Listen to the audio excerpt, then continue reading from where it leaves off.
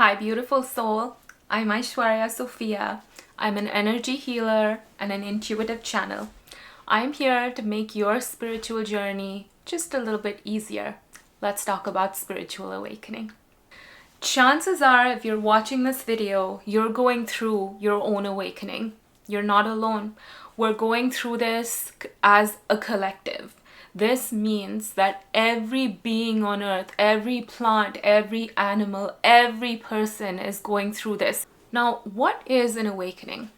An awakening is a profound shift in consciousness where we start to perceive the deeper truth of who we are. We see past the veil or the illusion of duality, and we develop this deep inner knowing that the divine, God, the universe, whatever you resonate with, is protecting us and supporting us every step of our journey. This deep knowing usually results in a reevaluation of our life and in this heightened sense of awareness. Now, this can be daunting if we're not aware of what's going on, especially if we're one of the first ones to wake up in our social sphere. An awakening is not a one-day process. Although there's usually an inception point where this is triggered, it's a gradual process of shedding deeper and deeper layers of trauma and conditioning so that we can return to the truth of who we are, that each one of us is a limitless being of light. Before we go any further, welcome to my channel. Thank you so much for being here. Please consider subscribing and leaving a comment so you can help this channel grow and reach more people like yourself. Thank you. So, why is this happening? Now, ascension, like I said, an awakening is on an individual level, and on a collective level, our collective awakening is called the ascension. So, in very simple terms, ascension is the movement from third dimensional level of consciousness to the fifth dimensional level of consciousness through raising our awareness, our frequency, and our vibration. Now, Earth used to be a 5D planet. During the times of ancient civilizations of Atlantis and Mu, or Lemuria, as many of us know it. Now, Earth plunged into third dimensional consciousness during the fall of Lemuria. Now, this ties into a larger story of Lyra, which is the constellation which was the cradle of civilization. So basically, when we split from source with the intention of exploring ourselves, Lyra was the first civilization that incarnated as separate from source. Now, there's so much to get into here, and I will be speaking about these mother civilizations in my future videos, but I did want to leave that in here for anyone that's curious of how we ended up in third dimensional consciousness. So, after going through this period of learning, of being in the third dimensional consciousness, we are now ready to move into the fifth dimensional consciousness. This was triggered at a collective level starting in July 1987. That was around the time when I was born. This happened during the harmonic convergence of July 1987, when we started receiving more and more angelic help, light codes, and a lot of starseeds started incarnating on our planet to help anchor in this frequency. So if you're born around that time, like myself, and you feel called to be a light worker, it's no coincidence. We all experience ascension in different ways, but a common thread is that you feel this subtle shift in consciousness where you feel different, where you have this expanded sense of awareness, and you have this sense of knowing more, of seeing more. The one thing you can do to foster this is to really trust your intuition and trust your gut feeling. Especially when a lot of people around you are going through it, you might feel like you're imagining things. But I'm here to reassure you that that's not the case. We are going through this at a collective level, and even if you're one of the first ones to awaken in your social sphere, know that you're not alone. Now, what are the stages of ascension? I would like to preface this by saying that this is how I've experienced it. Each one of us experiences it slightly differently, but there is a theme here. And I'm going to share this at a very high level. But the very first stage of awakening is that inner knowing, that realization that you're part of something bigger, that we're all part of one source. We're all one. There is no division. Once we realize this, we start to feel more supported by the divine. We start to feel the divine's presence or angelic presence in our lives. And this is when we go through that stage of bliss. It is so blissful knowing that we're not alone. It's so blissful knowing that our third dimensional problems, like that report that's due tomorrow, while we still must follow through on our responsibilities, it's very blissful to know that that's not the be-all and end-all of our lives.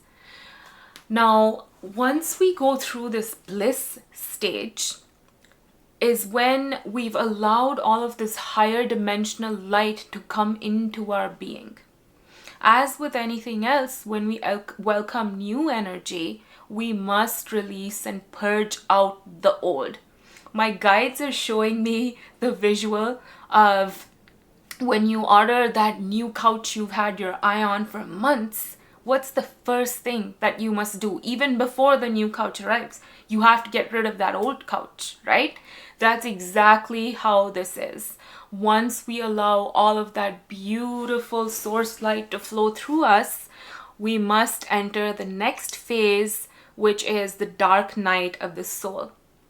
Now, this can sound very intimidating, and for some people it is extremely difficult. But please know that this does not have to be harrowing for everyone.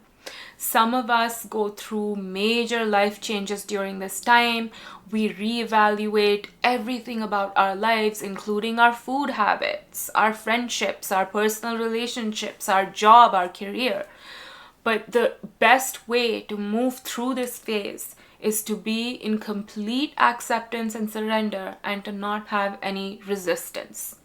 Now, I know that this is easier said than done, but as with anything that is worth doing in life, consistency is key, and this is a practice.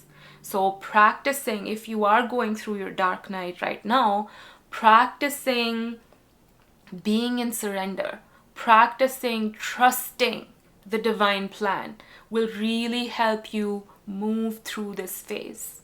Now, for anyone that is going through the dark night right now, I would like to add that even though it might feel like you are in the lowest point of your life, right? Please know that this passes. Please get all of the help and the attention that you need, for whether it be your mental health or your physical health, from those qualified to give you this help. And please know that you're not alone in this. Now, the next phase that we go through after the dark night is the void. Now, think of the void as the time when you plant a seed in the soil. The day that you plant the seed is not the day that you see the fruits. So this is that phase when you feel like you're in this darkness and you don't know what's happening, but unbeknownst to yourself, you're growing and you're going to break the soil and see the light any moment. You don't know when it is, but you know it's happening. This is the time that I find where we need to exercise our faith muscle the most and really believe that everything that we have asked for from the universe for our new lives is on the way. So this is that intermediate phase, that waiting room, so to speak, before we fully step into that expanded version of ourselves that we go through during awakening. Now, once we are ready to step out of the void, this is when integration happens. This is my personal favorite, because this is when we realize the truth of ourselves. This is when we step into that truth. This is when we live as our highest, most authentic selves.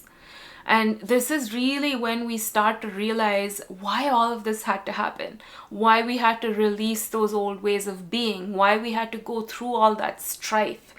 Think of it like a butterfly emerging from the cocoon, right? It's a struggle, but it makes your wings stronger and gives you the strength to fly. And integration is when you're ready to really be your full self and anchor in this new personal frequency. Now, once we integrate all of these changes and this awakening makes more sense to us, it can go one of many ways. But usually what ends up happening is we step into our life's purpose and we become more service-minded. This happens because we've realized that we're all one, that there is no separation, that there is no division between me and you, between me and my neighbor, between me and that person that cut me off in traffic. That's when we start having or embodying unconditional love and compassion. And usually this ends up with us becoming more service-minded. So one way for us to really integrate everything that has gone on in our awakening, to make sense of it and to live from that new place of growth, is through service. I will speak about this a little bit more in a few minutes, but I know that I've spoken about a lot of concepts so far, so if you would like me to do a deep dive on anything specific, please leave a comment below and I'm happy to make a video about it. So, how do you know if you're going through an ascension? Now, the easiest way to know is that you start developing this inherent curiosity about it. You start developing this inherent curiosity about yoga, about astrology, about constellations, right? Anything related to that expanded sense of awareness. You feel this soul calling to learn about it, to dig deeper, to know what it's about. Now, I would advise you to follow this calling, because this is your higher self or your soul telling you that this is your path and you need to explore this. Now, for me, for example, when I went through my first awakening in 2012, I was deeply called to have a past life regression session, to have angelic healing sessions, and to learn Reiki. And that really kicked off my personal journey of self-love and healing. I had this deep urge to heal myself and to become better for myself and for those around me. Now, this first awakening that I had was a little bit slower paced and drawn out. This was from 2012 to 2020, where I really focused on healing all of my trauma, shedding all of my conditioning. And I think that looking back, I was being prepared for my bigger awakening that happened in 2020. So in 2020, during the Great Reset, when we had our lockdown and all of us were at home, that's when I started realizing deeper truths. Like, I remember this one day, I had finished up work, I was exhausted, and I just wanted to go be out in nature.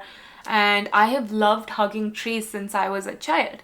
So I remember hugging a tree, and in that moment, I remember feeling this deep sense of oneness with all that is, right? It started by connecting with the tree, but when I opened my eyes, I had this knowing that I was one with everything, one with the sun, the moon, the stars, everyone around me, all the plants, the animals. And that gave me such a profound sense of peace. And what started there led me to learn tarot, to learn how to read the Akashic records. I was also called to do some more deep inner healing. I was called to change the way I ate. I was called to leave a significant relationship I was in. And I was called to basically completely turn my life around. And that is how you know that you're going through an awakening. You are called to make these changes for yourself with no external pressure or prompting. And the one thing that I want to note here is that this, although there is an inception point that triggers your awakening, it's a gradual process that we go through over months and years.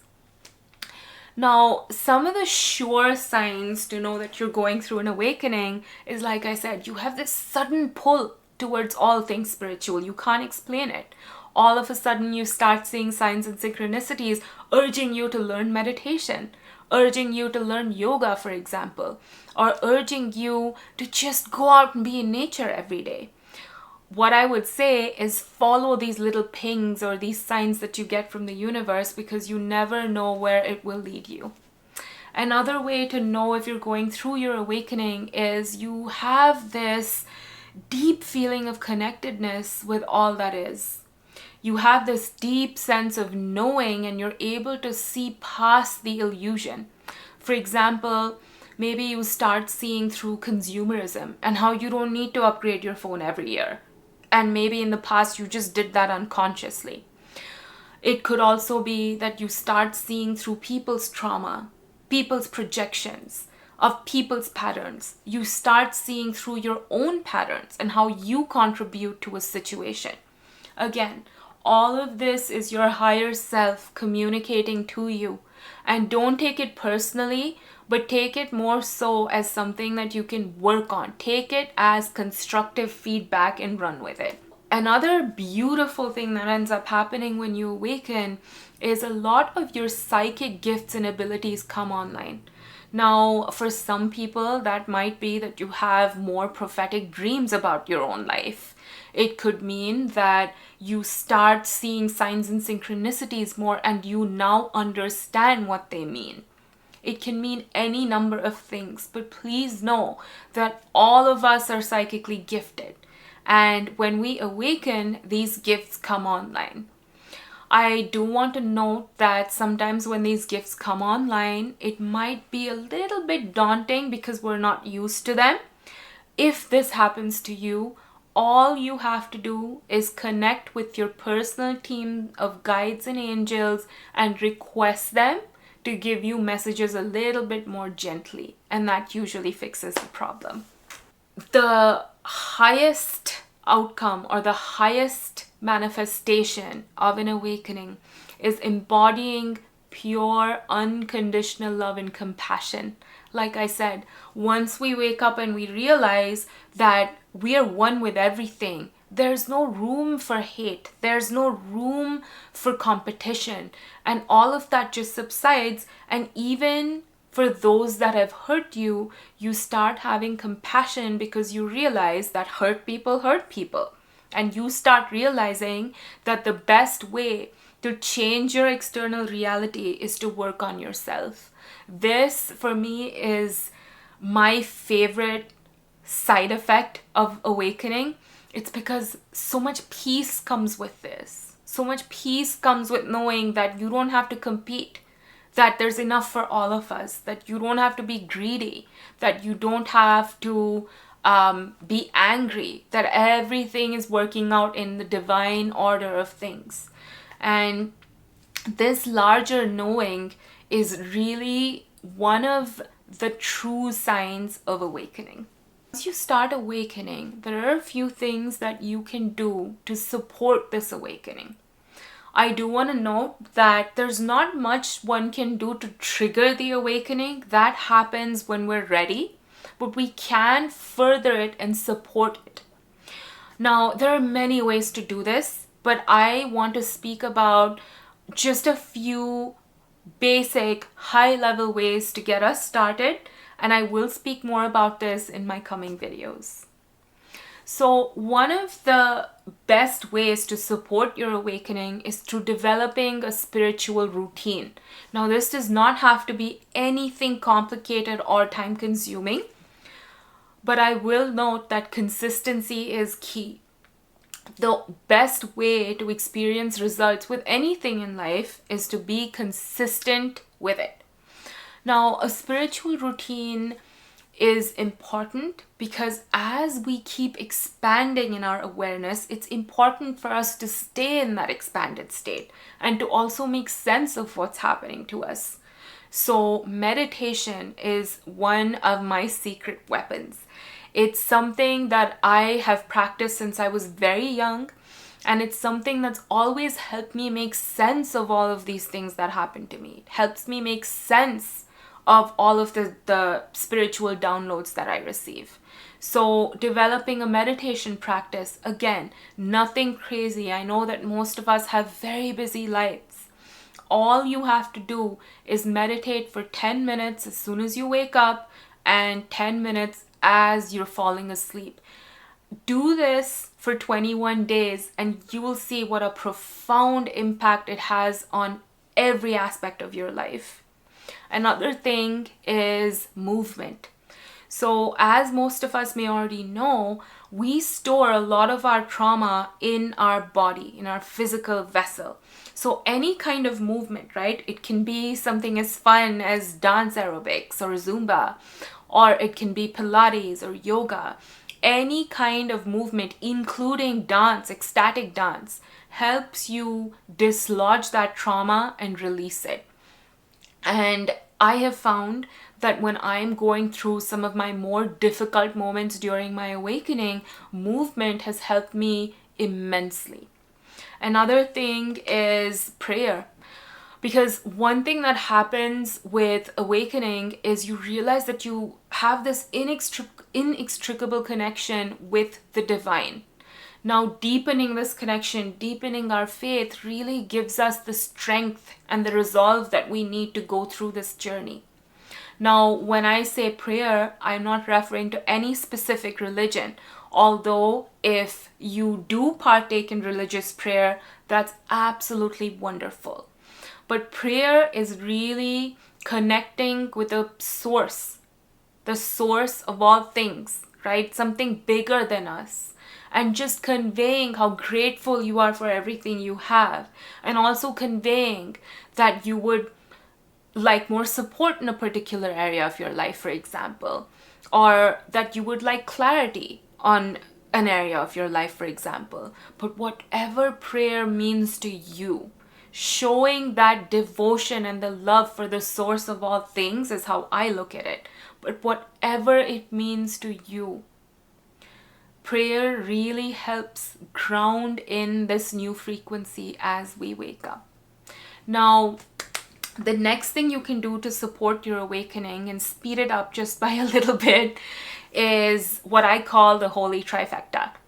Now, these three they're heavy hitters, they're big concepts, but like I said, I will touch on them only at a high level, and I will be speaking about these concepts in future videos. But the first one is radical self-love and acceptance. This means that no matter how we look at ourselves, what stories we tell ourselves, how hurt we've been in the past, any mistakes we've made, no matter any of that, it's so important to show up and love yourself and accept yourself exactly as you are. Even if there are aspects of yourself you would like to change, that's wonderful. But it starts by loving and accepting that part of yourself. Now, once we've mastered self-love, that's when we move on to inner child healing. Now, no matter how beautiful our childhood was, and all of us have had beautiful moments in our childhood, we've also experienced trauma and conditioning. So, working with that inner child to heal this trauma and to release that conditioning really helps us step into that most authentic version of ourselves. The next way to really feel comfortable on this path and support yourself is through service. Seva, or selfless service, is something that gives us such peace and joy within. It's not something that any of us can explain. I mean, we are all connected. So when we help or serve someone else, say for example, we're able-bodied and we help someone who is less fortunate than us, it gives us such a sense of true peace and joy. I have found that this really helps us feel more connected with the whole, with the collective. It helps us feel more centered, more grounded, and it helps us feel like we really have a purpose on this planet, even if that is helping others and nothing else. So I really hope that all of this information was useful. If you feel called to work on yourself on a deeper level, receive a healing or a reading from me, please check out my website and my Etsy shop. I will leave all the links in the description box along with some other useful links. Please like this video, comment, subscribe, and interact with it in any way that resonates with you. And I will see you in my next one. Namaste.